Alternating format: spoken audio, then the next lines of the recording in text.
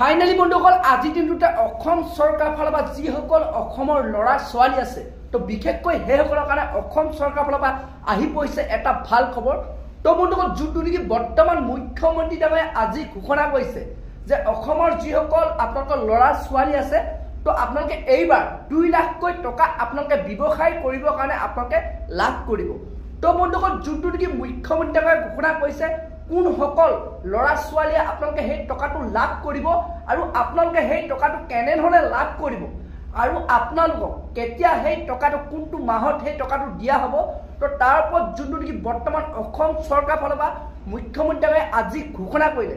তো বন্ধুসকল আপোনালোকক মই সেই ভিডিঅ' ক্লিপটো দেখুৱাম যোনটো নেকি বৰ্তমান অসম চৰকাৰ ফালৰ পৰা এটা ভাল খবৰ আহি পৰিছে, বিশেষকৈ যিসকল ল'ৰা ছোৱালীয়ে আপোনালোকে ব্যৱসায় কৰিম বুলি ভাবি আছে তো সেইসকলৰ কাৰণে এটা বিগ আপডেট আহি পৰিছে।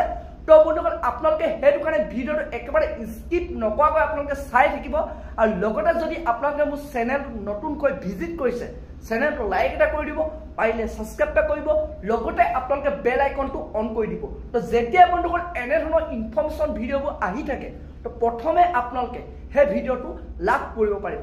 তো বলক বন্ধুসকল আপোনালোকক মই এতিয়া দেখুৱাই আছো যোনটো নেকি বৰ্তমান মুখ্যমন্ত্ৰী ডাঙৰীয়াই তাৰ ওপৰত যোনটো নেকি ঘোষণা কৰিছে। তো বলক এতিয়া আপোনালোকক মই দেখুৱাই আছো। এতিয়া যিবিলাকে চাকৰি নাপাব তেওঁলোকৰ কি হ'ব? মই এইটো সিদ্ধান্ত লৈছো যে যিসকল ল'ৰা ছোৱালীয়ে চাকৰি নাপাব প্ৰত্যেক সমষ্টিত প্ৰত্যেক বছৰত 1000 কৰি 5000 ল'ৰা ছোৱালীক আমি 2 লাখ টকাকৈ দিম যাতে ব্যৱসায় বাণিজ্য কৰিব পাৰে। বেংকৰো মৰ্টগেজ নালাগে, একো নালাগে, চৰকাৰৰ পৰা 2 লাখ টকা দিম যাতে তেওঁলোকে ব্যৱসায় বাণিজ্য কৰিব পাৰে আৰু ব্যৱসায় বাণিজ্য ভাল হ'লে পিছত বেংকৰ পৰাও লোন ল'ব পাৰে।